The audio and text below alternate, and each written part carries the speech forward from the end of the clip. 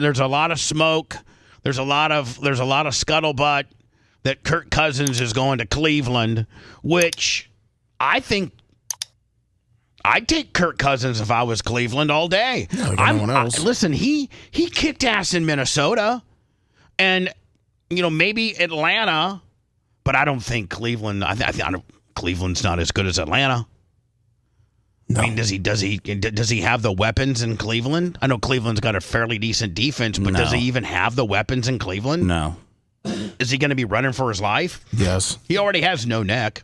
He has no neck. He has no Achilles. Let's say that let's say that Cleveland steps up in this big rumor that's going on right now, and they go get Kirk Cousins. How long does Cleveland want to keep punting on quarterback or keep trying to patch it up? That's all they want to do, Seth. I mean, just keep swinging, man. Just keep drafting guys until one works out. I mean, if you would go, I mean, my God, everything from remember the guy from Kentucky, and then they went Tim to Couch? Tim Couch. Yeah, It's like way 30. back. That's like 30. No, but I mean, I can Manziel? I'm just saying, like being a football fan, I can remember like the Tim Couch swing and misses. I mean, they have had more Brady Quinn, Manziel, Johnny Football. I mean, they've had more. Well, Baker Mayfield for them, he just wasn't in the right system. Baker Mayfield had the skill set and has the skill set, but Cleveland just can't seem to get that skill set out of a guy.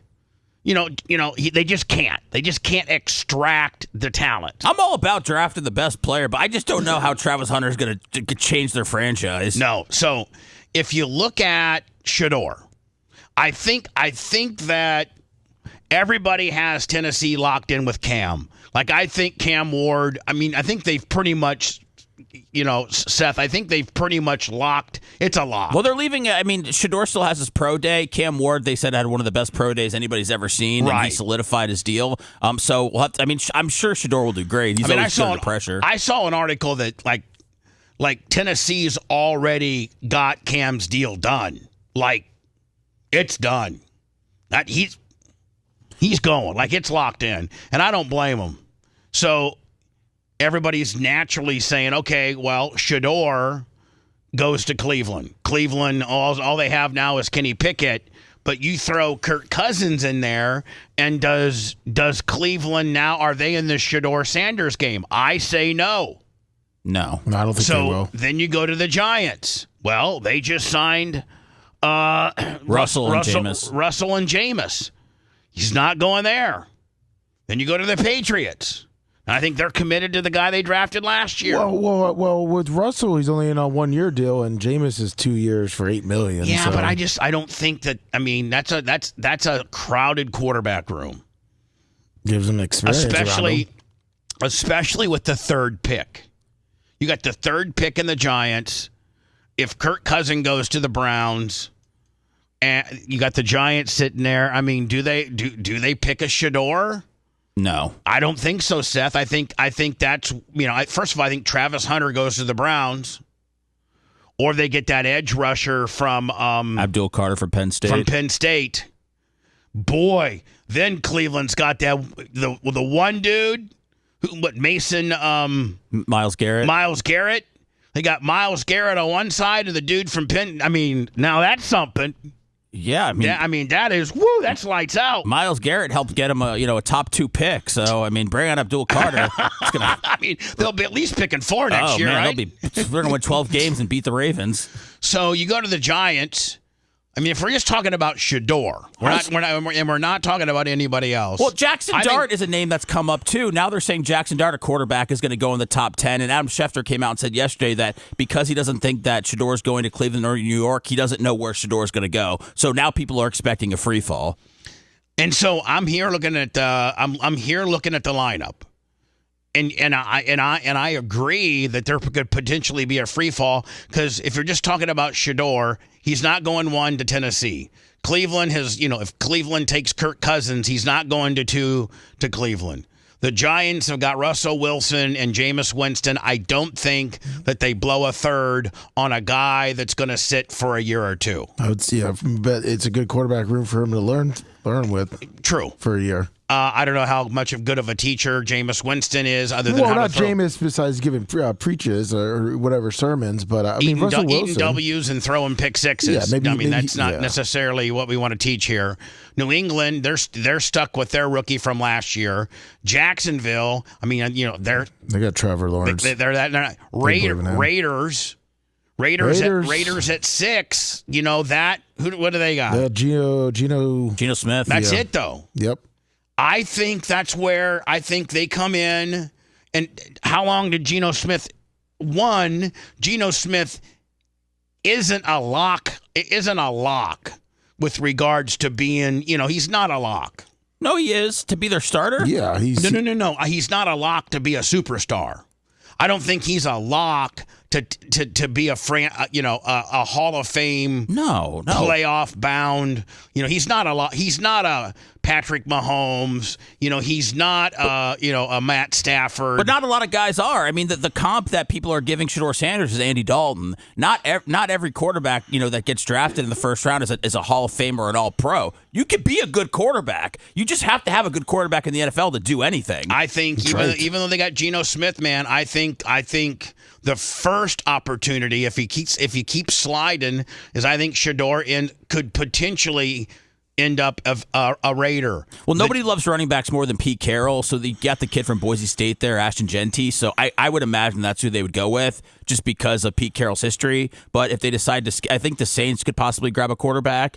I mean, the Raiders could, but I don't think that's going to happen. So you got New York at 7, you got Carolina at 8, you got Saints at 9, the Bears at 10, San Fran at 11, Dallas at 12, Miami 13, Indy 14, Atlanta 15, Arizona 16, Cincy 17, Seattle 18, Bucks 19. I mean, none of those have. Do you look at Dallas at 12? No. Well, I mean, the Saints, how much are they really believing in Derek Carr? I think the Saints could draft the QB. Yeah. Because Derek Carr. They have their new coach, Kellen Moore, right? Yes. Yeah. So, I'm saying, Seth, 6. He either goes 6 to the Raiders or 9th to the Saints. If the Saints don't take him, then I don't know where you go, because these next teams don't. San Fran don't need you. Chicago's committed with what they got. San Fran's got a franchise quarterback. Dallas has got a franchise quarterback. Miami's got a franchise quarterback. Indianapolis has, the kid from Florida, and they brought in Danny Dimes. Danny Dimes. Falcons just got rid of Cousins because they're committed to Penix. They're not going to bring another rookie in. Arizona, Kyle Murray. Is he? No, he's the guy. Yeah, he's their guy. Cincinnati with Burrows. Seattle, Tampa, Denver, Pittsburgh, Chargers, Packers, Vikings. Could you see Shedeur falling to a second rounder? No, because someone would trade up. Someone would trade up if that was the case. So, of all 32 teams, who let's throw completely out that he's going top 5. Just based on Cousins maybe going to the Browns. And this is all based on Cousins going to the Browns. How far do you think he could fall? 25? I think Houston Texans? I think he'll go to, where's the Saints, number 9? Saints are 9. I think he'll either go to the Saints in the 9 or he'll go in the 9 spot. I could see somebody trading up. Someone trades up and gets it. So he goes 9, and whether that's the Saints or somebody who swapped with the Saints, you think he goes 9? Yeah. Who after 9 needs a quarterback?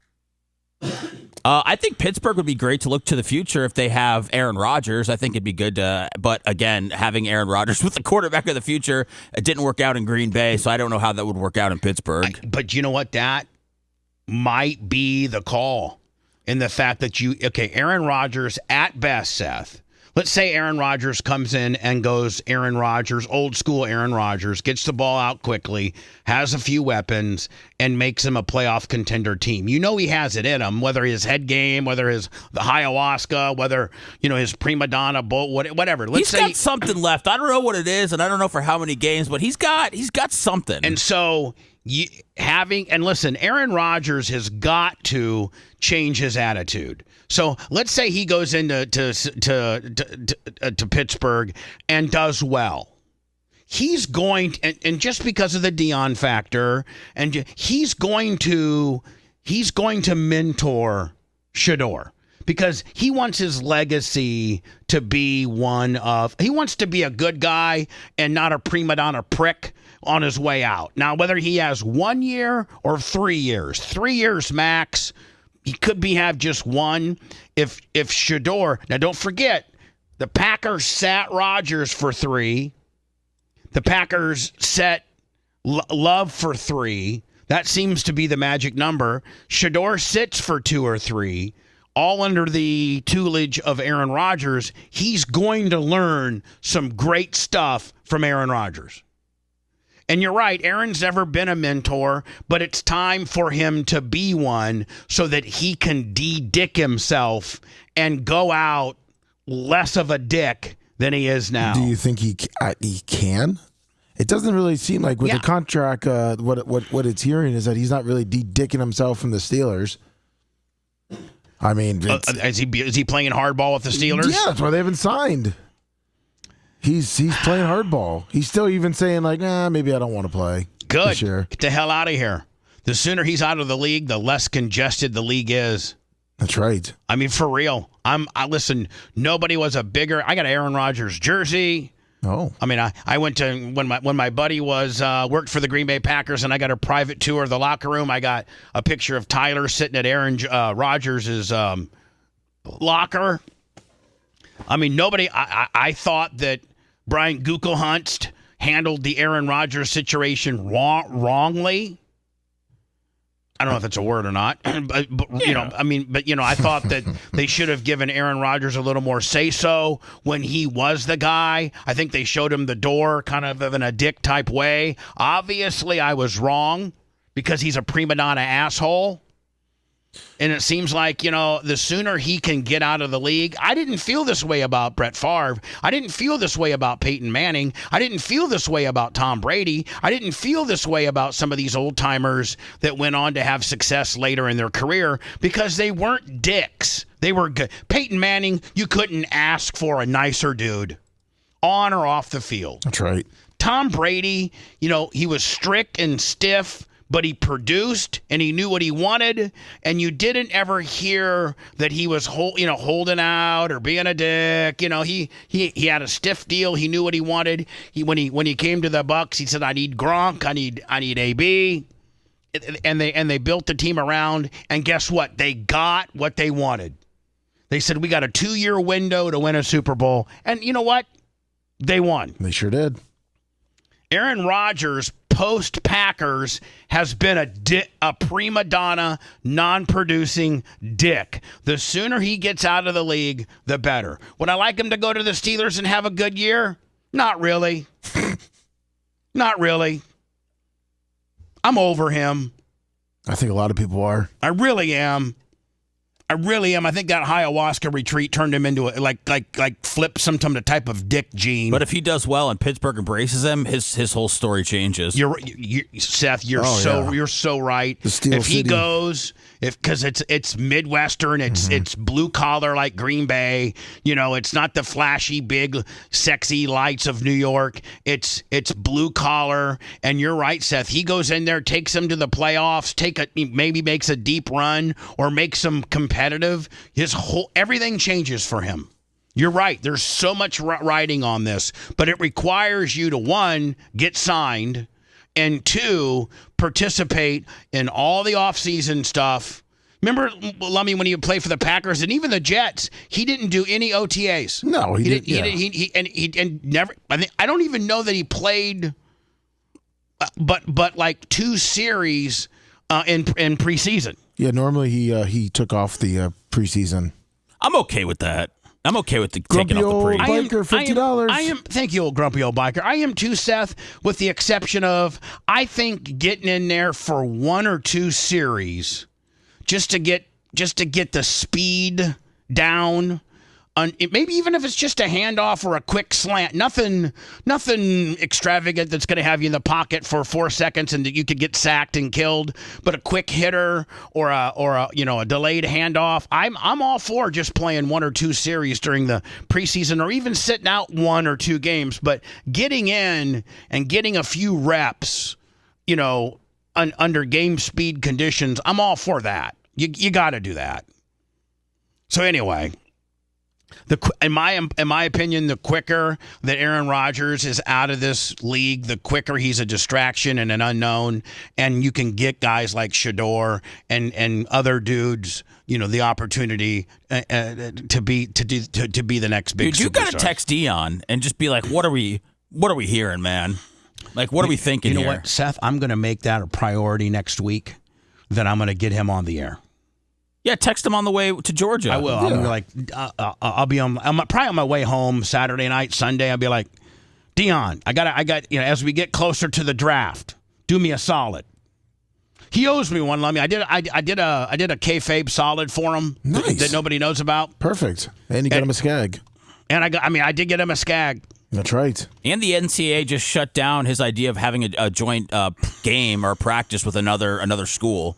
I think it was Syracuse. So he's not happy about that. That would be great to talk about. I think that's a pretty good idea, actually. It is. And they said no. Yeah, I think he wanted the spring game because the spring games are just obviously. I did see some footage of him yesterday, and he's like, "Let me tell you something. If I start getting these." Listen, I do the worst Dion impersonation. Do you do this in front of him? Have you done this? No. Okay. But I'm just going to talk my regular voice. I'm not going to do my Dion impersonation just because everybody makes fun of me, including Lummy. I love it. But he had all the guys in the meeting room, and he's like, "I get your guys' grades, and I'm seeing some D's and some F's," and he said, "So I'm just telling you right now, we're going to start holding back your checks." Now I didn't know that that's who issued the checks. Well, his school does. So. He said, if I start seeing, if you can't get these D's and F's up to C's and B's, don't be surprised if you don't get your check. And he's like, just like the NFL, man, if you're not doing your job and you're late for meetings and you're not hitting the film room and you're not going to get your check. I'm going to start withholding your checks. So are they getting weekly checks? Depends on their deal. What's up, Dawn? $49, $50. My girl Dawn, love her. MMA, badass bitch. Yeah, weekly checks. They get weekly checks now. Do they depends on their deal. But like, does all the NIL money go into a hopper? And then, if you're not a Travis Hunter or you're not a Shador or you're not the Manning kid, then they divide it amongst, the team. Is that how it works? No, it's just however you cut your deal when you're going there. You got to cut your individual deal. There's no hopper where everyone gets it. This is going to ruin college athletics where a guy's making... the transfer portal. What's the Manning kid making? Like $8 million? Yeah. They said the reason he didn't turn pro is he can make more money on an NIL deal. He hasn't even really played any in the college too. Yeah, that's gonna be his first year starting. Yeah.